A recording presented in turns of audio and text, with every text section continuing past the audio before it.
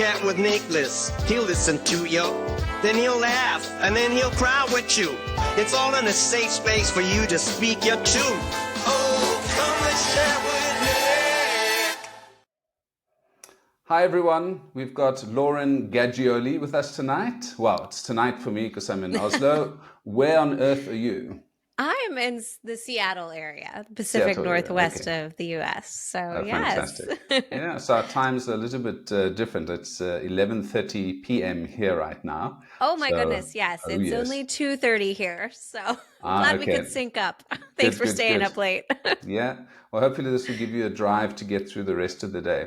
hmm So Lauren, you've got quite an interesting background, and one of the reasons I wanted to chat to you is because obviously this is a digital marketing and communications podcast. So we're going to be talking about that. But won't you give me a little bit about your background and some of the cool things that you've been up to? Well, if you go in the way, way back machine, my degree is in theater. So I went to NYU, studied at Tisch, and um, realized after moving back to LA that something I really appreciate and value is efficiency. And boy, if movie sets are just not an efficient place. I mean, they're doing the best they can, but there's a lot of moving pieces. And I Yeah. found myself incredibly bored as I tried to like climb that ladder.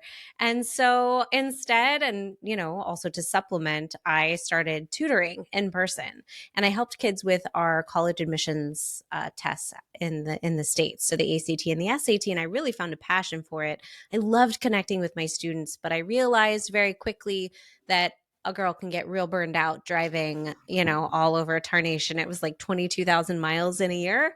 So a lot of time in the car gave me a lot of time to listen to podcasts and learn about the online space. And so way back in 2014, I launched my very first online program. And so it was all in the college admissions space. I had a podcast about college admissions, 4 different test prep options for folks. But the thing that I found the most exciting was the opportunity in this online space. Like I said, I love efficiency. So if I can create a piece of content and it can be found for years to come and send people who I am trying to help to my doorstep via Google and search right at the right time that they need the services I offer, my goodness, what more could you ask for as a digital marketer? And so I really fell in love with SEO and organic marketing as sort of a side and an ancillary aspect to creating the courses and delivering the content. And so as a solopreneur, I was able to generate 200,000 unique users to the site per year. So that's about 16,000 new users from Google for free, no ad spend, directly to my doorstep right when they needed me. And I was right there to welcome them with open arms. And it was really powerful as I became a mother, as my family moved from California to Washington, and I was full-time momming and getting us set up here. It was really lovely to work about 4 hours a week and still trust that I could have impact, that I could serve these students in this really stressful time with techniques that I had honed over the years. And I didn't have to be the one delivering it one-to-one. It was just a really wonderful sort of full circle way to go from like hustling my buns off and driving all over to like, the cushy life, but still on fire for what I was doing, just in a different way. And now that's what I help folks with. I help solopreneurs and some small businesses build their web presence, and to do it by leveraging the power of Uncle Google that already exists. Well, we can talk a little bit about how the Google algorithm has changed and how the analytics have changed with the move over to from Universal Analytics to what's it, GA4, Google GA4, Analytics yeah. 4. But I think a point that you've made there that people sometimes forget with when they create their content is that whatever you put on the internet stays on the internet, and that's a good thing as well. So when we Yes. talk, you're talking about evergreen content. So maybe talk to me about 1 or 2 of the pieces of content that have just lived with you since, that have generated value for you over the years, and what was different about it versus other pieces of content that just never fired.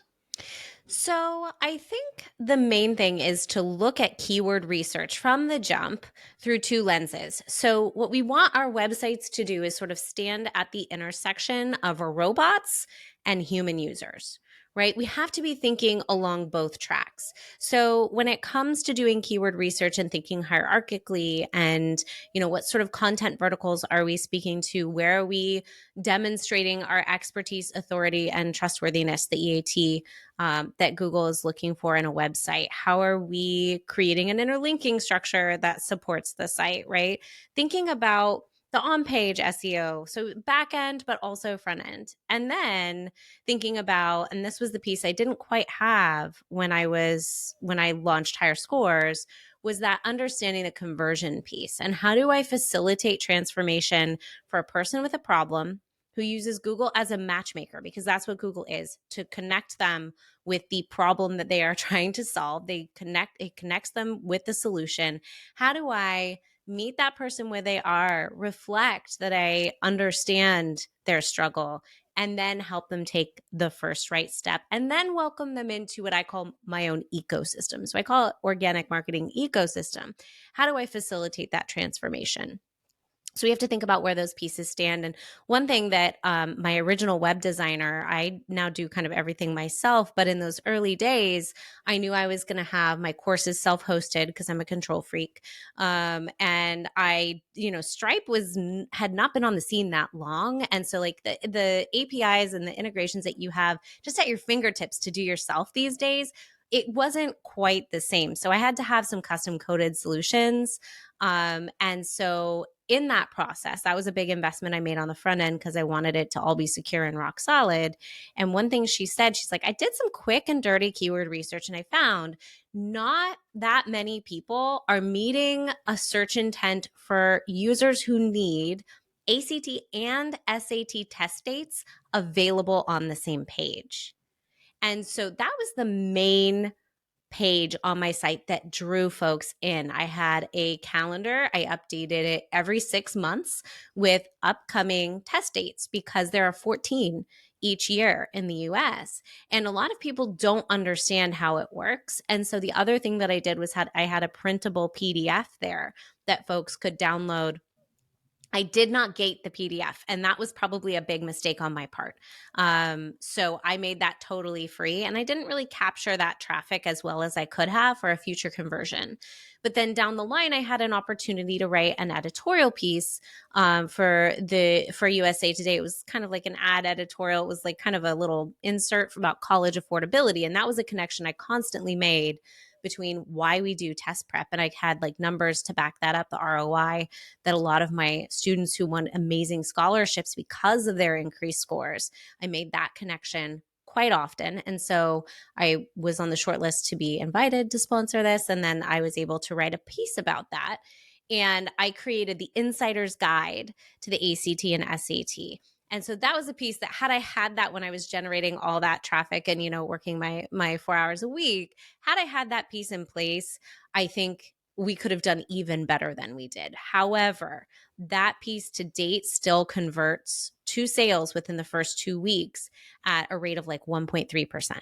So a 1.3%, that's kind of average, a little above average, in fact. So it's that next step that serves. People aren't necessarily searching Insider's Guide to the ACT and SAT, but if they come looking for those test dates, and then I can invite them in and say, hey, by the way, like I can show you exactly what to do here. 35 strategies in this killer ebook, and then have that nurture sequence to support them. It can really support that journey. So Well, yeah, that's I think the flow that now is still working for the company, even though I have sold it at this point. So it's still running gangbusters for them, and I just love the longevity of it. well, I think it's amazing that people come onto your website because you have something useful to give them. Who would have thought that? Amazing. Marketing is so tricky. I know, so It's tricky, so hard. and we get a lot of I've done tons of websites, and I've Mm-hmm. worked on building websites with various people, and they just put as much content as they can irrelevant content, nothing that really adds value to the person coming onto the page. And I think what you've mentioned there in terms of websites and in terms of content is, and your the search engine side, is that people are actually searching for solutions to their problem, or they're searching for specific things that are going to help them make a decision, or they're going onto the internet not for fun, but to actually solve an issue. And what I really like about what you said there is that you really understood what your customer wanted. So it was a very, very, very niche, very specific search term. And you can't just have generic search terms. You can't just have put in SATs, GPAs, etc., because there are 10 million other websites doing exactly the same thing. Now, the second thing that you mentioned was the lead nurturing, and for me, again, I feel that people have a website, they have you can download an ebook perhaps, and that gating the PDF, brilliant. I mean, you have to do that, and it's a learning that you have to learn the hard way. But I think hopefully if people listen to this, they will gate their useful content in order to start that discussion with customers and get them into your pipeline. Talk to me a little bit about your CRM, which is your customer relationship management system. What do you use? Do you use emails, text messages? How do you nurture your customers? So I use ActiveCampaign, which, ConvertKit is probably the other kind of front runner in terms of like email management and the amount of flexibility and capability that you have to build these really robust automations to continue to support folks. So that's what I used. And I actually used it to support my clients as well. So my courses, my most robust course was, it was like 12 weeks long. So long ago. I'm like, was it 12? Yes, it was 12 weeks. And these are teenagers we're talking about. So I needed to be able to like continually support them. And so I was able to create sort of this cool automation based on a tag that would be appended to their content information when they joined based on what test they were taking. So imagine you're taking a test in May and you signed up right now in August. This automation would automatically tag and then kind of back solve for all the dates and drip it out so that you were hitting the mark every single time that last and good luck email happened that Thursday right before their test. So it was like a countdown to keep them on track. Lots of other supportive material in there as well, of course, printed syllabuses and whatnot. But I think many people are under leveraging the capability of their email services, because really most email services, even free ones, now have the ability to do automations, which again was not true. I tried so many different ones. I kept switching them out. And then once I found ActiveCampaign, I was like, I know this. I know there are other tools that could do it. Maybe they're cheaper and better. Now I don't know, because I just put my head down. I have this thing called the mole method where I pop my head up, I look around and I go, what's the timeless stuff that's going to last?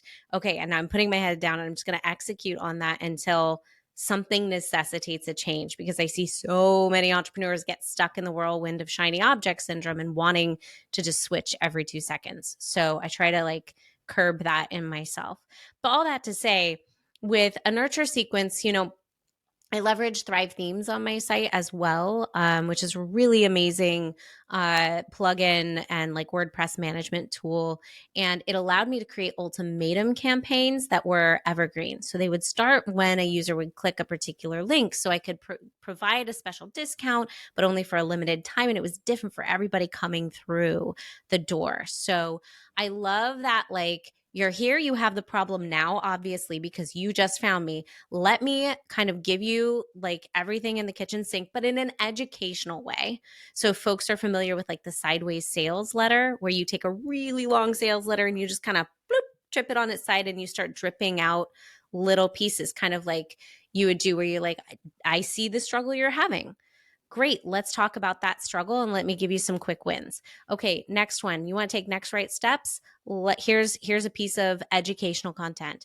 Hey, you might have objections about this paid service that I am offering. Let me address that in yet another email. And so you just kind of drip those out for that buyer intent keyword.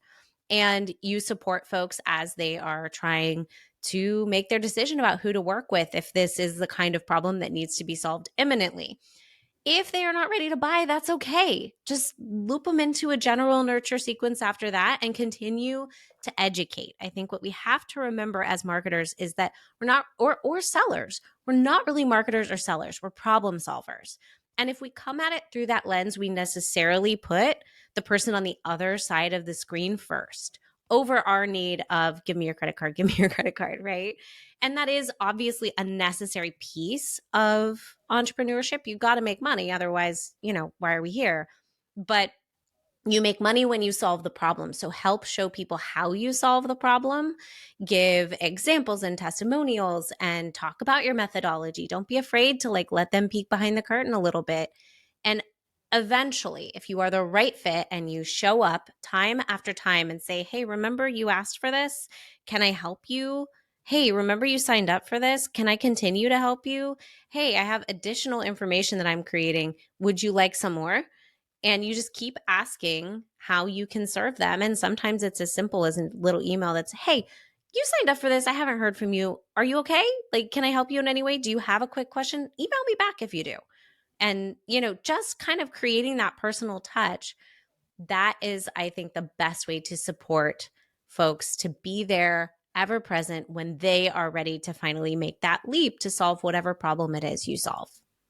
Well, I think that's a very good insight you've given there in terms of when the customer is ready to bite. I'm very much for the soft touch marketing. So those kind of updates, not a hard sell, 50% off now, and it's too insincere. And I think the process, that drip marketing, giving little bits of information, just keeping your brand sort of top of mind, or your service top of mind in a regular way, for people who are interested, it sort of builds that recognition and sort of comfort level with you, that you're not just sending one email. Also that, like you said, a tome where they've got to read through too much. So I'm all for automation, and I think there are quite a few, especially since online training and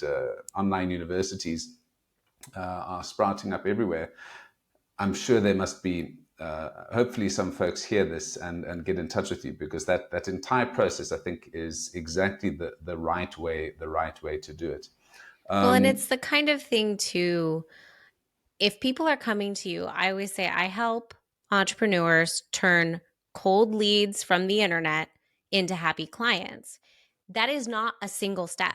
That is many steps. And for different prospects, it's different amount of steps. And so understanding the avatar of that person on the other side of the screen, empathizing with them and being able to meet them where they are and support that and say, I see you and I'm here when you're ready. And until then, here's some good stuff that will get you started, at least in the right direction. Now, Lauren, we've spoken about, this is training and courses. What other applications have you worked on? So other than training and education, what other industry sort of works nicely with this type of work that you're doing? So I think every industry, there are opportunities. When you start to do the keyword research, when anybody has a problem, right? Unless you're trying to crowdsource your friends on social, if you have a problem, you're not scrolling going, gosh, I hope Zuckerberg drops the right ad in here. No, you go to Google. So I think I'm a possibility person. I see possibility and potential in a lot of different places. And so sometimes it is a little bit of a side play, right? Or thinking through the strategy. So for instance, I have a client who is a Disney travel agent. So he is a travel agent. His services are free. He's paid a cut from Disney when he books a trip. And he has a whole team of agents underneath of him.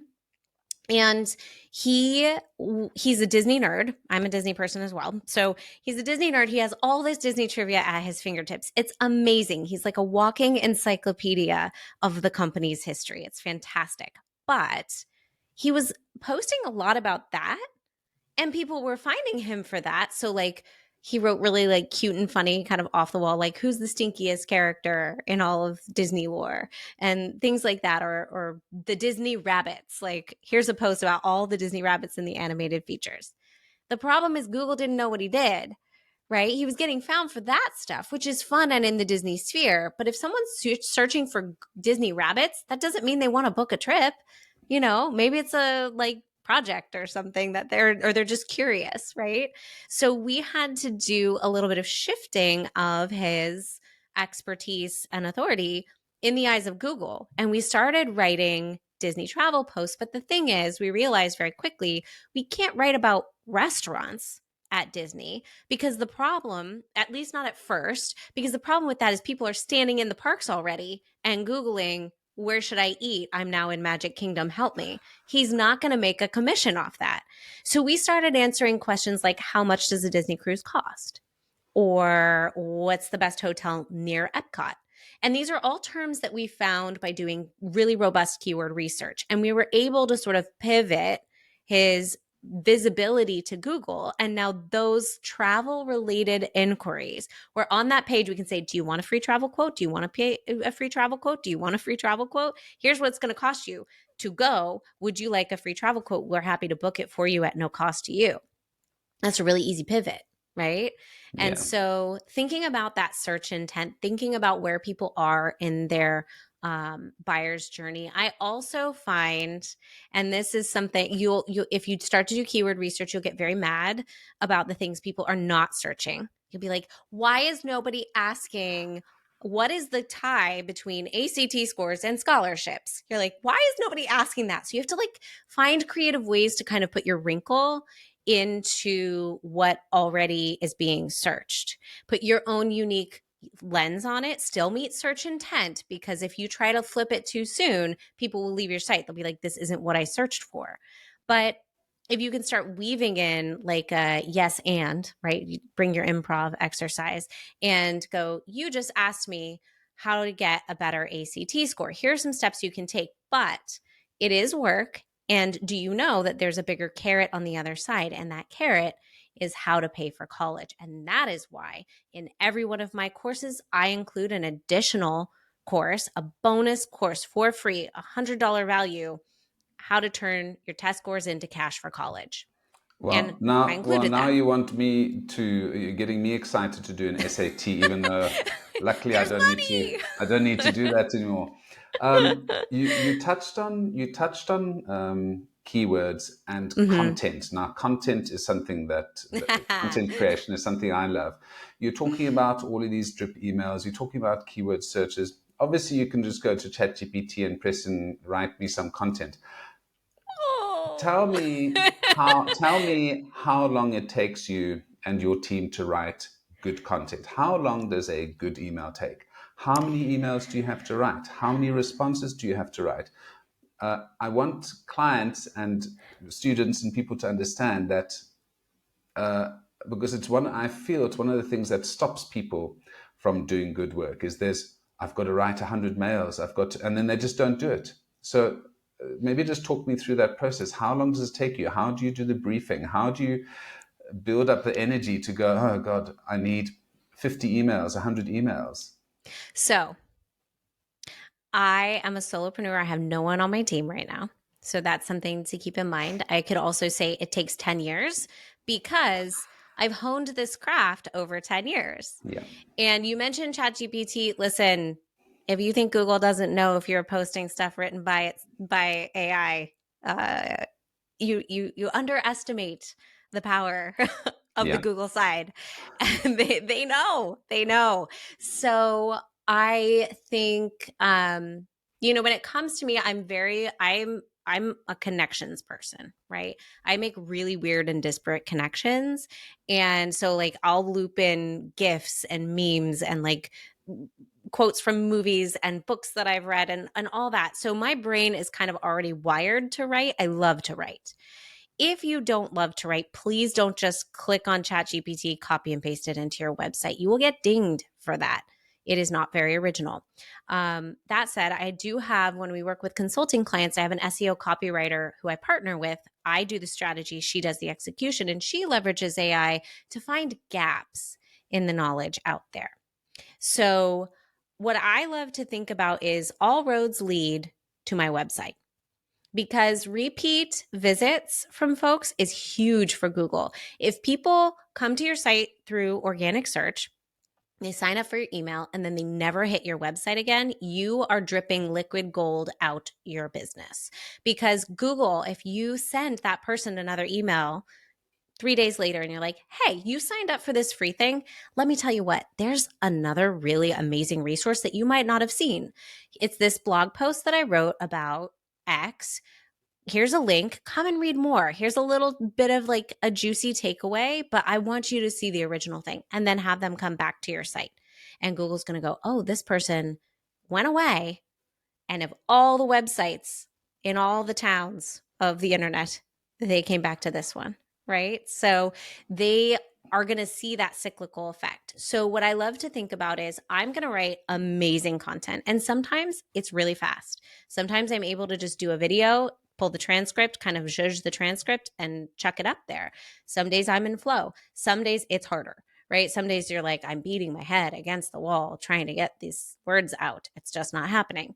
So I can't really give, and also I've been doing it for a very long time. So I can't really give like how long it will take someone else, but leverage the research phase and know that less is more in a sense. Like you still need to be moving, but needs to be quality first.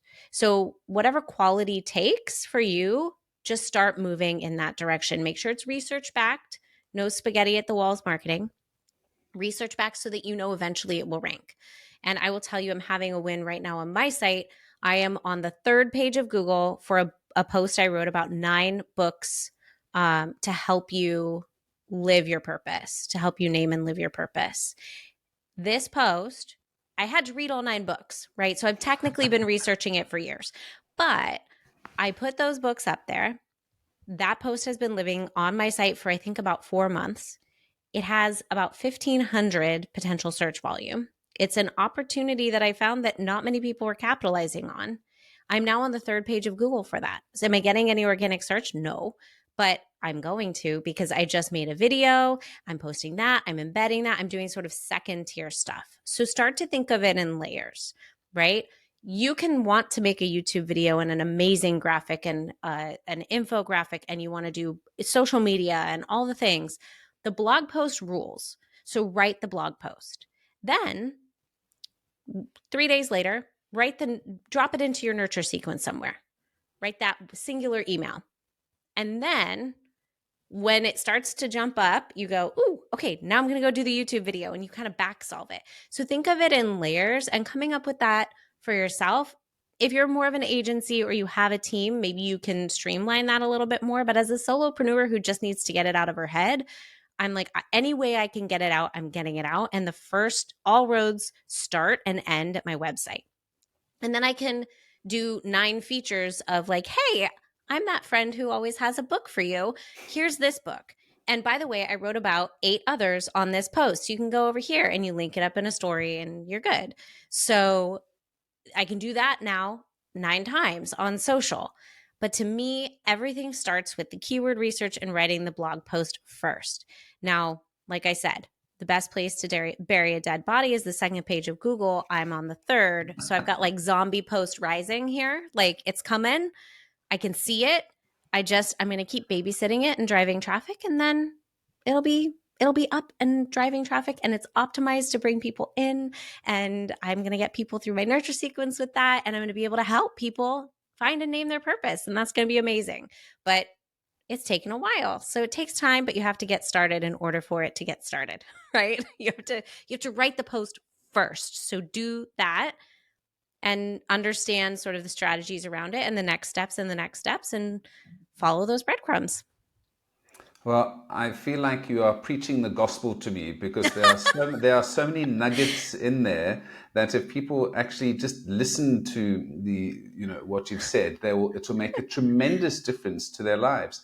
But it's difficult, and It is. the element that you haven't really touched on, and well, you have actually, is time. It's taken you, Ah. like Google, like Tesla, 10 years to become a success. A lot of these posts take time to develop. You need to create strategies around them, and if you believe in it, like you do, you look at ways to optimize it, and you look at ways of reusing that content to and link content between your different pages and blogs and Mm, posts to get that multiplier effect. And I think that's what yes. people get. I think they don't trust in perhaps their work enough, or they think, okay, let me get onto something new and shiny, this isn't work. Whereas, stick to one thing just for a while. Don't go Yes. on to, from B to B to B. Um, I you saw recognize what I that did there. reference. You saw what I did there.